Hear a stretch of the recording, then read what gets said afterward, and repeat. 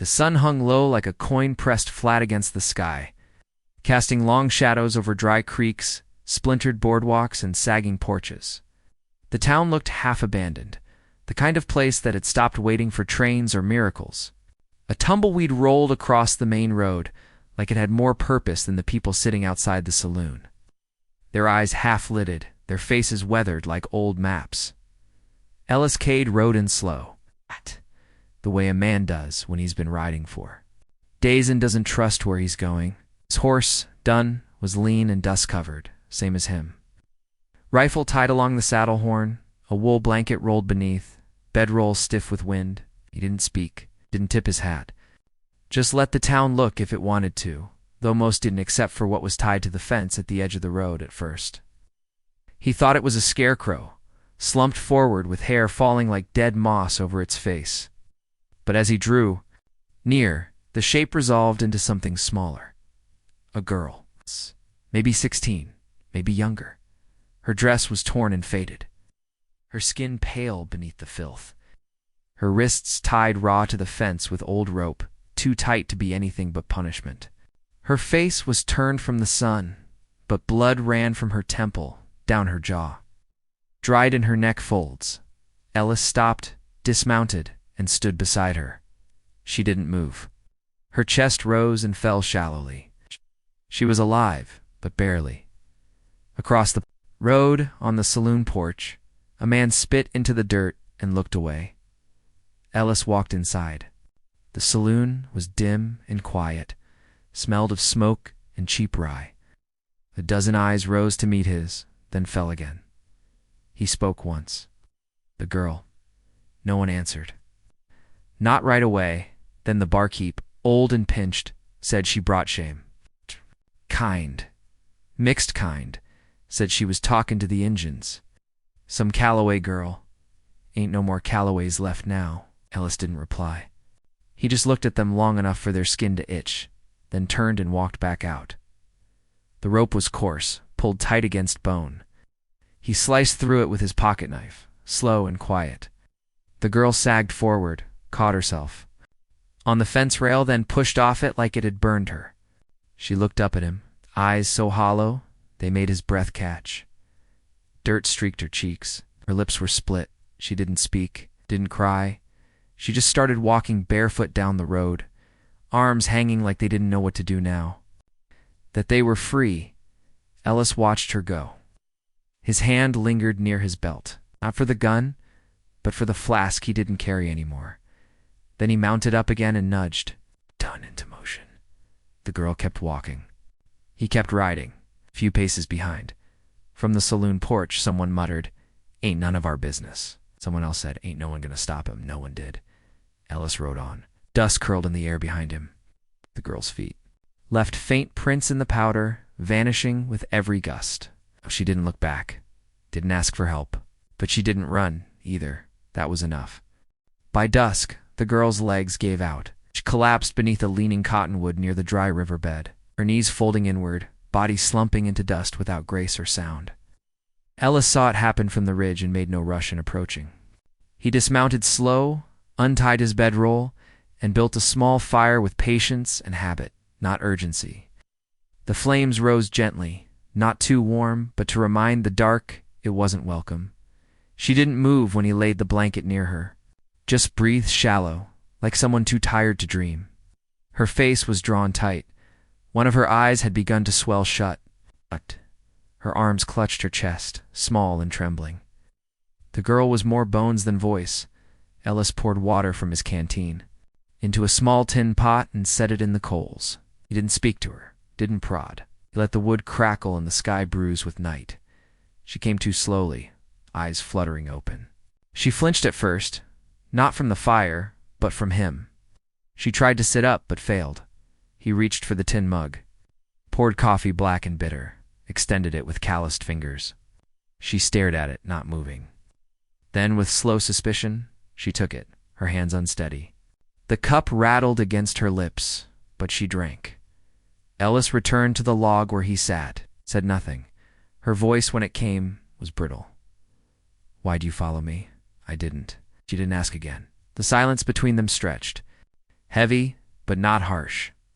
The fire popped. "My name's May," she said after a long while, as if testing the sound of it. "May Calloway." Ellis nodded once, slow. "Cade, my folks died 3 winters ago. Fever." She stared into the fire. "I went to stay with my aunt. She didn't want me. Said I talked too much to the wrong people. Said I brought sickness to the land. Blamed me when her cow miscarried." He listened. "One day she found me near the old creek trail talking with a boy. Just talking. He was Comanche. Didn't matter. She called me cursed. Told the town I was letting him touch me. I wasn't." Her voice wavered, but she didn't cry. They believed her anyway. Ellis shifted slightly, poker in hand, nudging the logs. "After she died, they tied me up. Said I was inviting spirits. Said I wasn't right." Ellis still didn't speak. Only handed her a second blanket. She didn't thank him. Just drew it over her shoulders and leaned a little closer to the fire, eyes wary, always watching. He unrolled his own bedding but kept it a good distance away. When he sat, he turned his back to her, rifle across his lap, arms folded, body still. The moon climbed, casting silver through the dead branches above. Coyotes howled somewhere far off, but neither of them moved. May watched him. Not the fire. Not the stars. Him, as if trying to understand what sort of man rides into a broken town and unties a girl from a fence without asking why. She didn't sleep right away. But eventually her body curled, slow and stiff, near the edge of the warmth. Not too close. Just near enough. The canyon rim came into view like something carved from judgment. Sheer cliffs swallowed the horizon, their edges jagged with old rage. Ellis's cabin sat where the rocks broke just enough for a narrow flat, a place not meant for a house, but one that held itself together anyway, like a man too stubborn to fall. May rode behind him, arms thin around the saddle horn. Her eyes wary as the terrain narrowed and the wind picked up. Cottonwoods bowed low near the edges. A bird cried. Once overhead, sharp, short, gone. The cabin was plain. Log built, lopsided at one end, with a rocking chair on the porch and a chimney that coughed smoke like it had secrets. As Ellis dismounted, she noticed something near the doorframe, a braid. Human hair, graying, tied at the end with blue thread. She stared. Ellis saw her looking. Was my wife's. May didn't speak, just nodded once and followed him inside. The place smelled of ash, old pine, and coffee grounds. Everything inside was neat but worn, a table with carvings on the legs, tin plates stacked, one rifle above the hearth, and a patchwork quilt folded square at the foot of a cot. He showed her where she could sleep, told her to keep the stove lit, told her quietly not to go near the barn after dark. "Why?" she asked. He paused because I said, "That night, clouds rolled in from the east, like they'd been summoned. The wind snapped hard against the walls, rattled the shutters. Set the old rocking chair to creaking, even though no one sat in it yet. Rain came sudden, heavy and vengeful, like it had a grudge against the dirt. May stood by the single window, wrapped in a worn shawl, watching lightning cut across the sky. Then she saw them, 2 shapes beneath the tree line. Riders, one tall, with a wide hat and pale duster. The other broader, slouched in the saddle, hand resting on the horn-like. A man who thought he owned what he looked at. She knew them both, Sheriff March and Brady. Her cousin, the one who told the town she deserved to be tied. Who'd laughed when they'd done it. Who used to whisper things at her when no one listened. She turned, heart pounding, and found Ellis already standing. Near the hearth, loading his rifle slowly. "Calm, you see them?" she whispered. He nodded. "Will they come?" He looked out again. Not tonight. The storm wailed outside like something starving. But Ellis didn't move toward the door, didn't raise the rifle. Instead, he took the folded quilt and placed it on the rocking chair. He stepped outside and sat, calm as a mountain. After a moment, May followed. The porch boards creaked under her bare feet. She sat on the floor beside him, knees tucked under her shawl, close enough to feel the warmth of the fire through the open. Door, but far enough not to touch him. Neither spoke. The rain slashed sideways across the canyon edge. The wind screamed. High and mean. She pulled the shawl tighter. He stared straight ahead. She didn't know what comfort was anymore. But the silence between them didn't feel cruel. It felt like something old had cracked, not open, but enough to let breath through. Enough to let her sit and not be sent away. Thunder split the sky. Still, neither of them moved. The storm passed, but its silence lingered. Not empty, just settled, like dust after a hard ride. For days the cabin creaked under clearer skies, while the air held that charged hush only mountains remember. Ellis moved through his routines, like a man who didn't expect company, and May stayed just behind those rhythms. Watching, listening, learning without being asked to, he taught her without much talking. Showed her how to patch the cracked window with resin and pine, how to strike a fire with wet kindling, how to tilt the stove door just right so the heat caught steady. When she burned the beans, he didn't scold. Just scraped the bottom clean and set a new pot. She learned to stir slower the next time, when she reached for a log too thick to split. He handed her a smaller one without a word. Later that same afternoon, he gave her a hatchet with a worn leather grip. She looked at it like it was made of gold. For chores? For defense, he said, and walked away. That night, she noticed his limp, slight but real, and how he touched the rocking chair's arm every time he passed it. There was something buried in that movement, like a prayer. She found the old chest by the bed one morning when she was sweeping, not prying, just straightening things. Inside, a wedding dress wrapped in faded linen, cream-colored, handmade. Beneath it, cradle, untouched, lined with dried flowers now the color of ash. She didn't ask. He didn't offer, but later she left a carved bird on the kitchen table, whittled from spare firewood, small and crooked but proud. It faced the door, as if watching for something that hadn't come yet.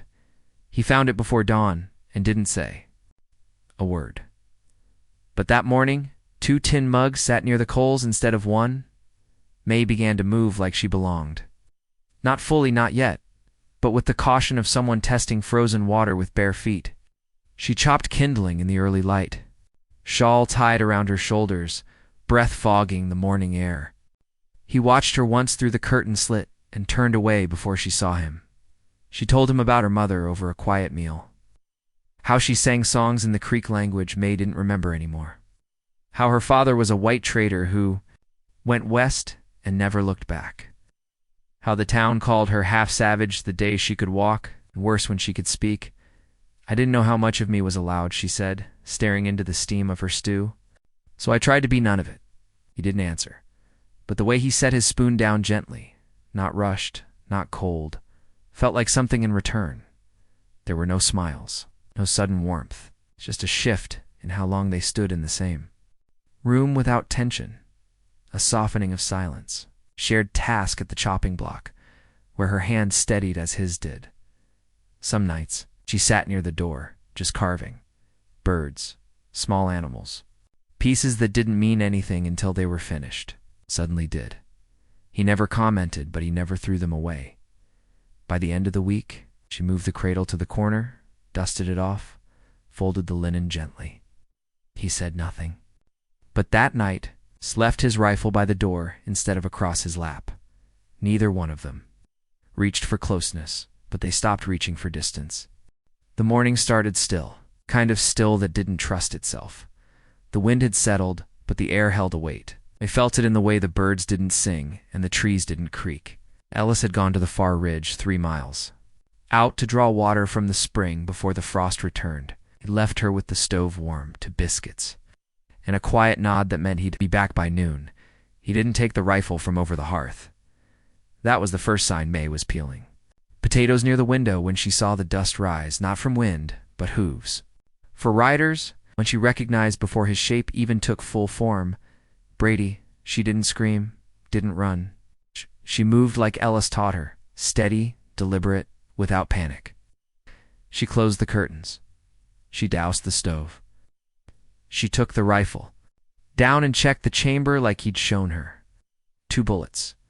Then she slid behind the table, eyes trained on the door. The knock came like a hammer. Then the voice, May Calloway. I told you we'd finish this. No more fences this time. They didn't wait for an answer. The door crashed inward, Boots first, then Bodie's. Brady led, followed by a long-faced man with a rope in one hand, and a scar down his temple. The third was younger, twitchy, with a knife already drawn. May stood, shaking, but holding the rifle. I said don't. Brady grinned. Look at that. He's learned how to bark. She pulled the trigger. The shot went wide, not by much. It punched a hole in the window frame, sent the scarred man ducking, but it bought seconds. That was all she needed. From the canyon edge, dust rose again, thinner, faster. Ellis Cade rode in like judgment. He didn't shout. He didn't charge. He dismounted in a cloud of dust and walked forward like the ground owed him passage. His face was stone. His rifle was in his hands, not aimed, but ready in a way that said it didn't have to be. You boys lost? He asked. Brady stiffened. Ain't your business. It became mine the moment you touched the door. The scarred one moved a little. Ellis shifted the rifle a finger's width. Try, he said. Quiet, please. Something in his voice cracked the bluff clean off their bones. The twitchy one stepped back first. The scarred man followed, muttering curses. Brady didn't. He looked at May. She don't belong here. You know that. Ain't right, her blood, her lies. Then, the knife again, not in his hand this time, but in his words. Half-breed. Whore. May's body flinched like she'd been shot for real. Her hands dropped the empty rifle. Her knees nearly buckled. Ellis didn't move fast. He didn't need to. He walked to her side and placed one hand on her shoulder, not hard. Not to hold her back, just to anchor her. Not here, he said. Brady spat near the porch but backed off. You'll regret this. Ellis's voice didn't rise. You already do. They rode off. Ellis stayed standing until they were dust again. Then he turned to May. She was shaking, lips pale, breaths shallow, but she didn't fall. That night, the fire burned low, but the room felt warmer. She carved slowly, fingers steady again. He sat in his chair, silent, sipping coffee that had long gone cold. She looked at him once, then again. Finally, she moved just a few inches, enough to let her head rest against his shoulder. He didn't flinch. He just stayed. They rode into Dry Creek as the sun broke clean over the hills, gold light slicing through the cold. The wind carried no threat now, only dust and memory. May rode beside Ellis, upright eyes forward. She wore no hat, no disguise, no shame. Her boots scuffed and mended, clicked against the stirrups with the rhythm of someone who'd learned to ride not by leisure but by necessity. Beside her, Ellis looked unchanged, weathered, lean, silent, but something in the way he held. The reins had softened. His hand stayed steady, but not tense. The town came into view slow. Dry Creek hadn't grown any kinder in their absence. Faces peered through slatted shutters. The blacksmith leaned against his post, arms crossed. The saloon's front door hung open, though no one stood behind it. A dog barked once and went quiet. May's breath caught when she saw the fence, the one they tied her to. Ellis looked at it once. Then Dismo. No words, just movement. He pulled a folded letter from his coat, the one May's mother had written years ago, sealed with wax and left behind in a box her aunt never opened. A letter that named her child, claimed her with pride, spoke of Creek blood and white betrayal, and warned of the bitterness that might follow. Ellis pinned it to the church door with the tip of his knife. A few townsfolk gathered, slowly, cautiously. Sheriff March stood at the edge of the square. His badge glinted in the light. He didn't move to stop them, didn't speak. Just watched as Ellis nodded once and stepped aside. May didn't say a word, but her silence was not the silence they remembered, not bowed, not afraid. It was solid, certain, the silence of a storm that passed and left something cleaner behind. One woman, older, in a sun-faded dress, Once a friend of May's aunt stepped forward with a new shawl, hand-sewn, pale blue, held out gently like a peace offering. May looked at it, then looked at her. "I don't need kindness," she said, soft but firm. "I just need you to stop pretending I wasn't yours to begin with." The woman nodded, said nothing more. Ellis mounted first. May didn't glance back. They left the letter on the church door, flapping in the wind like a flag that didn't belong to any country, only truth. The trail out of Dry Creek was quieter than before. No threats, no followers, just sky overhead and land stretching wide. The farther they rode, the more the weight peeled off. At the ridge, Ellis reached into his saddlebag and pulled something wrapped in cloth, a new braid. Rawhide and sinew, tight and strong. He didn't say what it meant. He didn't have to. May took it with both hands, tied it to the back of her saddle, let it sway with every step her horse took. The land opened before them, endless. Unnamed. They didn't talk much after that. Didn't need to. Some men ride alone because they want. 2. Some stop, offer a hand to someone who can walk beside them, and never look back.